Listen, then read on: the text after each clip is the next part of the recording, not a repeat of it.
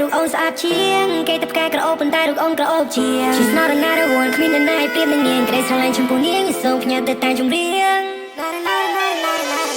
សូមអូនឃើញទាំងកគេមកអូនពេល praise បងលុយលោកស្នេហ៍អូន when you look at my face ក្នុងពិភពលោកនេះគ្មានអ្នកណាដែលអូនទេអូនគឺជាមនុស្សទីមួយដែលបងក៏ថា you are the best ណាបងជូនផ្កាអូនមួយតងផ្កាមួយតងនេះបងដាំនៅក្នុងបេះដូងបង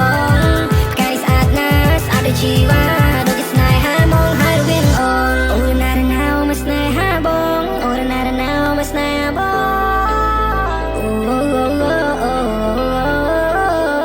ទីបងមានលុយបងនឹងដណ្ដឹងធ្វើប្រពន្ធហើយបងនៅមិនទៅផ្ទះបងឲ្យម៉ាក់បងហៅអូនកូនក្រមុំថ្ងៃនោះហើយជាថ្ងៃដែលអូនលេងហៅប៉ាបងថាអ៊ំហើយក៏ជាថ្ងៃដែលយើងបានបង្កើតគ្រួសារមួយដ៏ធំ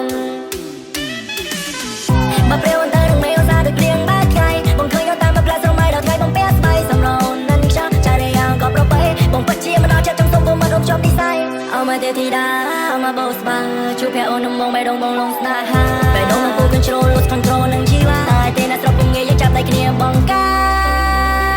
តគ្រួសារ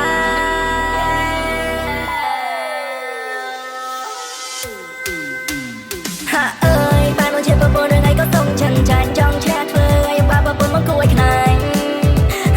ហាអើយបងក៏ចង់ទៅជាមនុស្សដែលអូនស្រឡាញ់ថ្ងៃអាពីបងចង់ឃើញអូននាងក្រុមឈុតរៀបការវាគឺជាថ្ងៃមួយដ៏មហាសច្ចាដែលទាំងទ្វេខ្ញុំទៅលើខ្នើយើងមកទាំងសងមកចង់សេម៉ែបើសិនអូននាងចង់ក្រួយចាំបងឲ្យកាយលើស្មាគេថាមេស្អាតប៉ុន្តែរូបអូនស្អាតជាងគេតែផ្កាក្រអូបប៉ុន្តែរូបអូនក្រអូបជាង She's not another one គ្មាននរណាប្រៀបនឹងនាងក្ដីស្រឡាញ់ចំពោះនាងសូមផ្ញើទៅតែចម្រៀងបើរកពី1ដល់10ខ្ញុំហ៊ានឲ្យនាង11ហើយបើសិននាងបានបងមិនឲ្យនាងកេងព្រួយ